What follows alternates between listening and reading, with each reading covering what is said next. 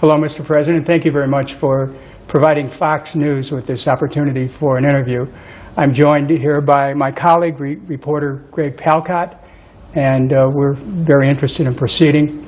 As you know, there's been a number of breaking news stories which we need to discuss with you. The UN has just released its chemical weapon report. My colleague, Greg Palkot, will be discussing that with you in a moment. I want to talk to you about other major developments regarding the chemical weapons plan, which has been agreed to by the U.S. and the Russian government. Do you agree with this plan to secure and to eventually destroy the chemical weapons? Last week we joined the international agreement of preventing the WMD, chemical WMD. And part of this agreement, the main part, is not to manufacture these armaments, not to store and not to use, and of course not to distribute. And part of it is to get rid of those materials, the chemical materials. So of course when we are part now of this agreement, we have to agree on that chapter. You have to agree on getting rid of all these armaments, I mean to destroy. Why do you agree now? No, actually it's not now. If you go back 10 years ago, when we were non-permanent member of the Security Council in 2003, we proposed to the United Nations, to Security Council, Syrian proposal is to get rid of the WMD from the Middle East, to have a chemical-free zone or WMD-free zone in the Middle East. And actually the United States opposed that proposal. So as conviction, we wanted to see our region free of WMD, all kind of WMD, because it's a very volatile region. It's always on the verge of anarchy and wars.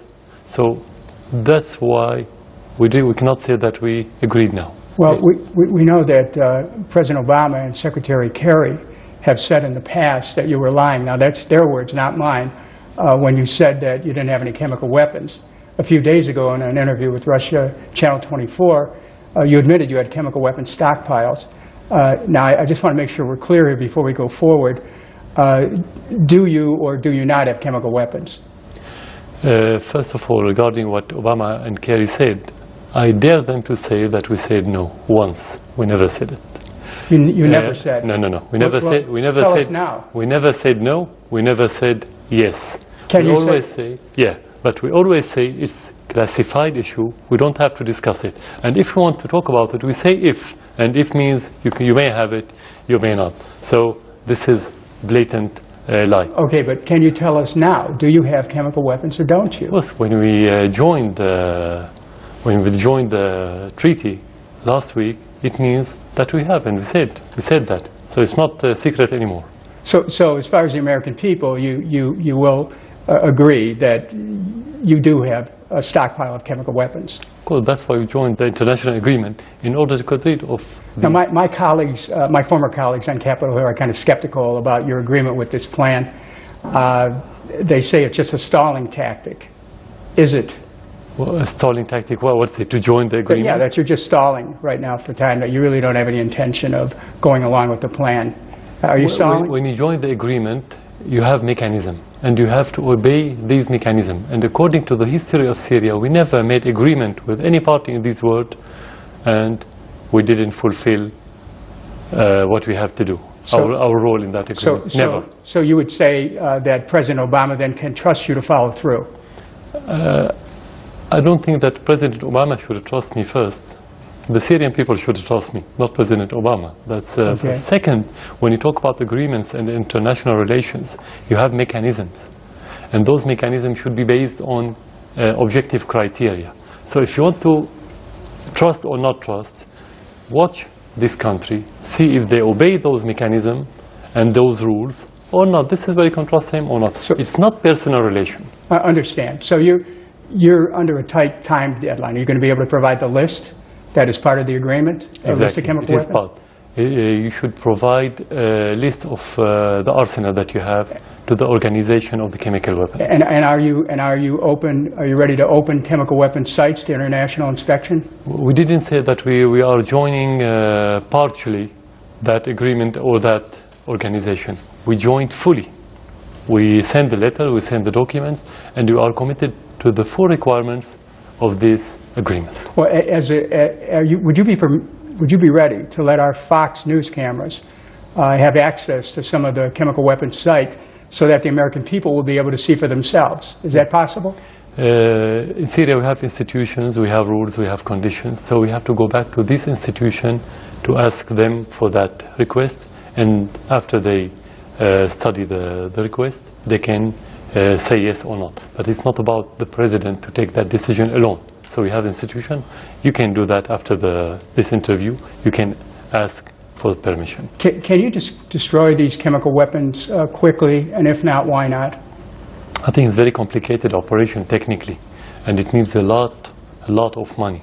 Some estimated about $1 billion for the Syrian stockpile. We're not expert in that regard, but that's the estimates that we've had recently. So quickly depends, you have to ask the experts what do they mean by quickly, because it has certain schedule. It needs a year, maybe a little bit less or a little bit more. So what do you mean by quickly?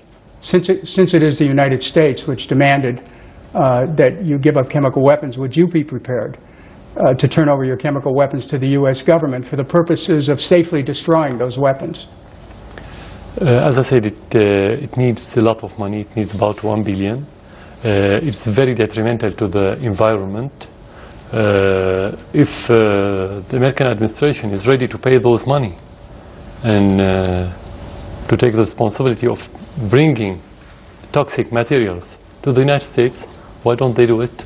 But of course it's going to be in cooperation with the specified organization in the United Nations. But you're prepared to hand them over at some point for the safe destruction of them? Doesn't matter where. As I said, at the end, if you're going to destroy them, doesn't matter where they go. Are there any conditions? No, we don't have any condition to send it anywhere. At the end, if it's going to be destroyed, it could be destroyed anywhere.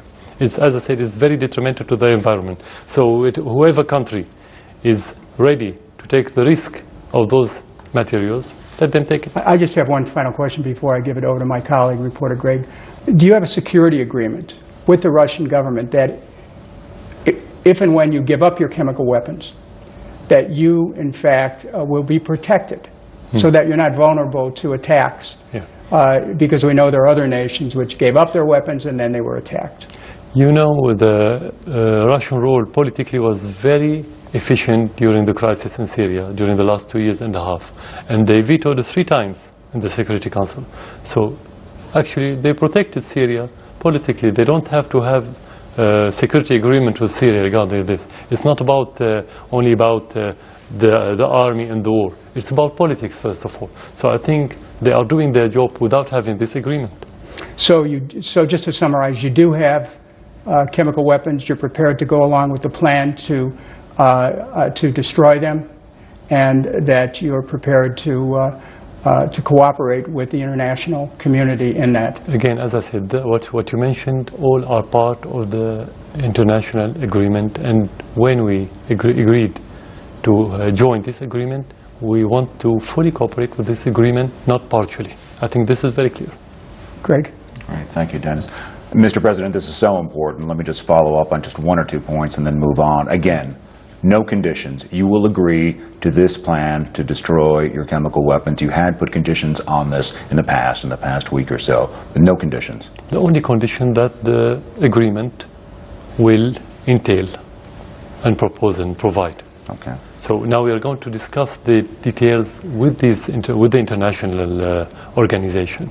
So I don't have all the details to discuss it with you now. And I'm not the expert. We have specialized people to discuss the details. But in general, as headlines, whenever we join agreement, as Syria, we are always committed to those agreements. Your problem was that there was a threat of force coming from the United States. There's still discussion of the so-called Chapter 7 resolution being put forward to the UN, which would include the possibility of force. Would that be a deal breaker for you if that went forward?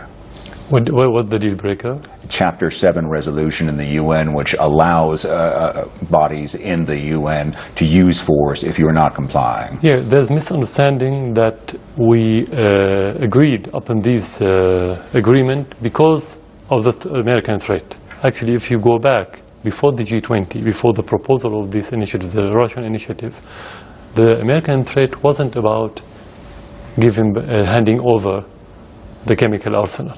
It was about attacking Syria in order not to use the arsenal again.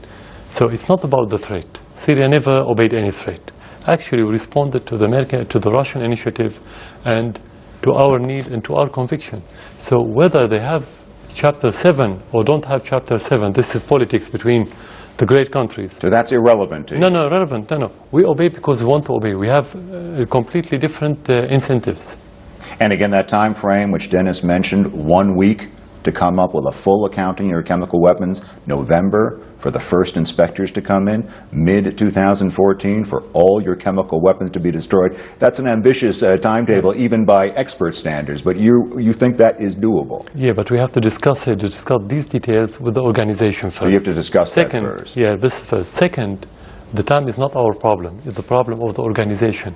How much time do they need to implement these agreements? So you don't necessarily sign on to that time. The only thing that we have to do is to provide the information and to make them accessible to our sites, which is not a problem. We can do it tomorrow. We don't have any problem. You could do it tomorrow? Yeah, of course, we don't have a problem. The problem is how much fast they can be in getting rid of any chemical material, because this is a very complicated situation. It's not about will.